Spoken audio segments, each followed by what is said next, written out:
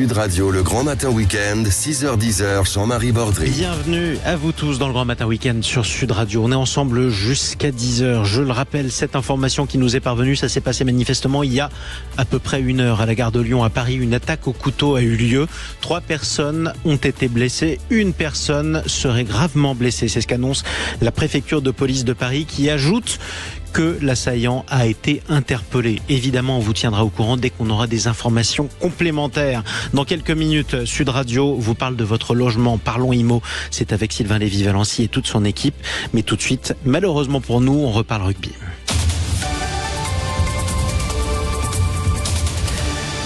Je dis malheureusement et j'en suis désolé parce qu'on est toujours ravis, comme des enfants, de retrouver Daniel Herrero, la voix du rugby sur Sud Radio, comme on l'écoute, et c'est avec vous qu'on a vécu, Daniel, le match du 15 de France hier soir. Bonjour Daniel. Jean-Marie, je vous salue, amis de Sud Radio, un sincère bonjour. Sincère bonjour, mais avec une certaine gueule de bois, parce que c'est le terme qu'on a choisi ce matin. Le 15 de France a subi une raclée au stade Vélodrome hier.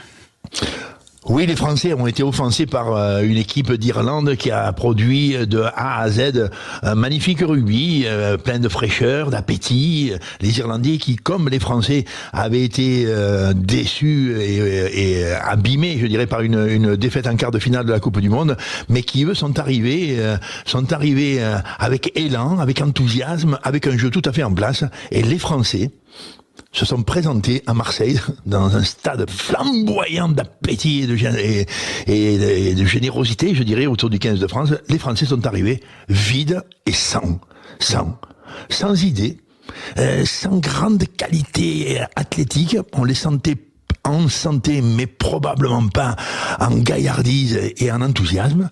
Et ils sont arrivés sans idée de jeu, comme si ils étaient encore dans les séquelles d'un chaos. Tu vois, quand tu te remets, et que tu te remets, mais que t'es pas au top, t'es pas très bien, dans ton cœur ça chante pas, les Français sont apparus assez errants. La grande force de ce 15 de France des temps récents ou des temps écoulés dans l'année 2023 et 2024, c'était incroyable solidarité collective, pas forcément son grand jeu, mais cette incroyable solidarité collective, et même ça, c'était hier assez bas, pour ne pas dire faible, mais nous avons la sensation que la page n'a pas été correctement lue. Alors, deux choses, justement. La page n'a pas été correctement lue et surtout tournée depuis les désillusions du mondial. 2 observations, Daniel. Pardon, mais tout le monde dit ce matin, les Français sont encore groggy de leur élimination en quart. L'équipe en face, elle a vécu un traumatisme presque aussi violent. C'était en quart de finale. Les Irlandais étaient aussi l'une des meilleures équipes du monde. Ils auraient pu devenir champions du monde. Et pourtant, ils s'en sont remis. Oui, absolument. Les Irlandais étaient la meilleure équipe du monde au classement mondial. Pendant la Coupe du Monde, un peu avant, ils étaient numéro 1. Ils avaient un jeu en place, une maîtrise absolument élevée de leur production, de la santé de leurs hommes. Ils sont arrivés en Coupe du Monde, ils ont perdu d'un petit point à partir d'un match fantastique contre les All Blacks, qui eux sont allés en finale. Et à la sortie, ces Irlandais sont restés, j'allais dire, sans altération. Non. Ils sont pas restés avec des interrogations pénibles et frelatées. Ils sont arrivés avec leur jeu était en place, leur jeu était bon. Il leur manquait vraiment très peu de choses. Et il leur manquait leur légende Sexton, et malgré tout, ça leur a pas manqué. Absolu. Ils ont fait rentrer un jeune qui s'est intégré parfaitement dans le système qui était le leur, parfaitement rodé, et peut-être même encore un peu en évolution. Nous sommes arrivés avec l'interrogation sur notre jeu. Quel était notre jeu dans cette fin de Coupe du Monde? Et quel était notre jeu que nous allions proposer là? C'était vide. Quand tu arrives vide d'idées, notre coach, c'est-à-dire notre environnement technique, stratégique, nos entraîneurs, quoi, n'avaient pas proposé d'idées d'analyse. On n'a rien compris pourquoi on avait perdu, et ils nous ont pas proposé d'idée de reprise. On était quoi, dans une évolution, dans un continuum, dans une tristesse mal guérie. Tout ça a été très pénible pour nous, et les Irlandais nous sont apparus simplement déçus d'une défaite. Nous sommes apparus effondrés est fissuré, pour ne pas dire broyé par la défaite, encore aujourd'hui mal digéré et toujours pas analysé. Et toujours pas analysé, mais ça fait une défaite de plus malheureusement pour nous tous. Oui.